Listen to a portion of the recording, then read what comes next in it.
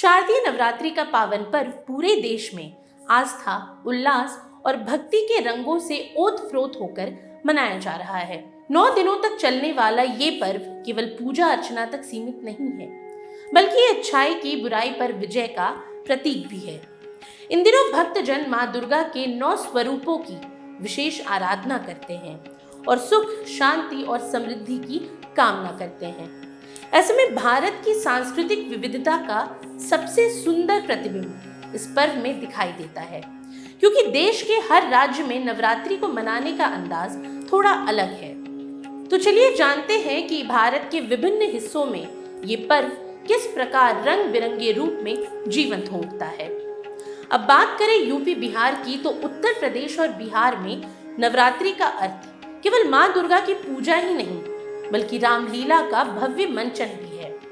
यहाँ 9 दिनों तक महाकाव्य रामायण के प्रसंगों का जीवंत रूपांतरण किया जाता है। गांव-गांव और कस्बों में पंडाल सजते हैं, मंदिरों में देवी की आरती गूंजती है और अंतिम दिनों में कन्या पूजन की परंपरा निभाई जाती है। छोटी छोटी कन्याओं को देवी का स्वरूप मानकर उनके चरण पूजे जाते हैं और उन्हें विशेष भोजन कराया जाता है। साथ ही भक्त श्रद्धा से दुर्गा सप्तशती का पाठ करते हैं और चारों ओर भक्ति की गंगा बहती है। वहीं अगर दुर्गा पूजा की सबसे भव्य छटा कहीं देखने को मिले तो वो है पश्चिम बंगाल। यहाँ माँ दुर्गा, भगवान गणेश, भगवान कार्तिकेय, माँ लक्ष्मी और माँ सरस्वती की विशाल मूर्तियों के साथ अलग अलग थीम पर सजाए गए पंडाल हर किसी का मन मोह लेते हैं। ढाक की थाप, शंखनाद और देवी की प्रतिमा के दर्शन के बीच पंडाल हॉपिंग, नए परिधान और पारंपरिक व्यंजनों का आनंद इस उत्सव को और खास बना देता है। असम, त्रिपुरा और झारखंड में भी इसी तरह की भव्य पूजा देखने को मिलती है, जहां दशमी के दिन देवी को विदा करते हुए अपार उत्साह उमड़ता है। इसके अलावा राजस्थान में नवरात्रि का आकर्षण दशहरे से जुड़ा है।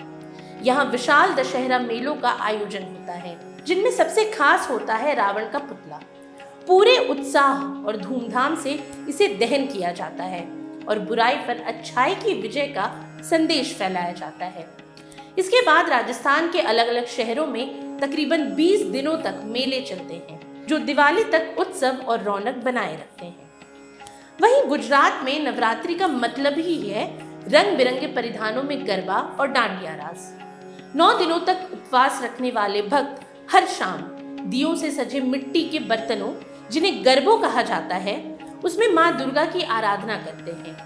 ये बर्तन जीवन और शक्ति का प्रतीक होता है। इसके इर्द गिर्द स्त्रियां और पुरुष गरबा गाते हुए देवी का आवाहन करते हैं। ये दृश्य इतना मनोहरी होता है कि पूरी रात मानो उत्सव का महासागर उमड़ता रहता है।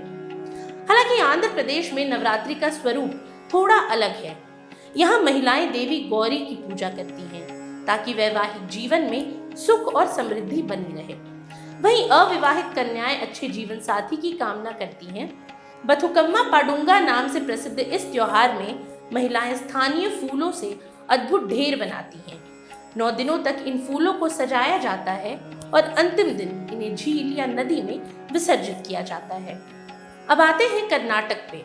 अब कर्नाटक की नवरात्रि का जिक्र हो और मैसूर दशहरा का उल्लेख न हो, ये तो हो ही नहीं सकता। ये राज्य का सबसे प्रमुख त्योहार है, जिसे पहली बार राजा वोडेयार ने 1610 में शुरू किया था। महानवमी के दिन शाही तलवार की पूजा होती है और हाथियों और घोड़ों के शाही जुलूस में इसे ले जाया जाता है। दशमी के दिन देवी चामुंडेश्वरी की स्वर्ण आसन पर सजी मूर्ति को हाथी पर बैठाकर पूरे शहर में भव्य शोभा यात्रा निकाली जाती है। वहीं तमिलनाडु में नवरात्रि केवल दुर्गा माता की ही नहीं, बल्कि लक्ष्मी और मां सरस्वती जैसी देवियों की भी पूजा का पर्व है। यहाँ लोग एक दूसरे को उपहार देकर इस उत्सव की खुशी साझा करते हैं। कोलू नामक परंपरा में गुड़ियों और मूर्तियों को सजाकर पौराणिक कथाओं का प्रदर्शन किया जाता है। महानवमी के दिन आयुध पूजा भी विशेष रूप से की जाती है, जिसमें पुस्तकें, वाद्य यंत्र, कृषि उपकरण और वाहन तक सजाकर मां सरस्वती की कृपा के लिए पूजे जाते हैं। इसके अलावा हिमाचल प्रदेश में नवरात्रि का उत्सव तब शुरू होता है जब बाकी भारत इसे समाप्त करने लगता है। कुल्लू घाटी के ढालपुर मैदान में भगवान रघुनाथ की शोभा यात्रा निकलती है। यहाँ 9 दिनों तक अनगिनत देवी देवताओं को एकत्र कर पूजा की जाती है। 10वें दिन ये पर्व कुल्लू दशहरा कहलाता है और अपने अलग अंदाज और लोक सांस्कृतिक महत्व के लिए जाना जाता है। अब गौरतलब है कि शारदीय नवरात्रि भारत की सांस्कृतिक विविधता और आध्यात्मिक एकता का सबसे सुंदर प्रतीक है। कहीं ढाक की थाप गूंजती है, कहीं गरबे की लय पर कदम थिरकते हैं, तो कहीं रामलीला के मंचन से आदर्श जीवन की शिक्षा मिलती है और कहीं फूलों की सुगंध में भक्ति बस जाती है। नवरात्रि वास्तव में केवल एक पर्व नहीं बल्कि भारत की आत्मा का उत्सव है। आज के लिए इतना ही। ये सामग्री आपके लिए जुटाई थी उर्वशी शेखर ने और वीडियो संयोजन किया था राहुल कुमार ने। ये वीडियो आपको कैसा लगा हमें कमेंट सेक्शन में जरूर बताएं और ऐसी तमाम रोचक जानकारियों के लिए बने रहिए स्वराज पोस्ट बिहार झारखंड के साथ। और अब तक अगर आपने हमारे YouTube चैनल को सब्सक्राइब नहीं किया तो अभी जाकर करें और Facebook पर हमारे पेज को लाइक और फॉलो करना ना भूलें।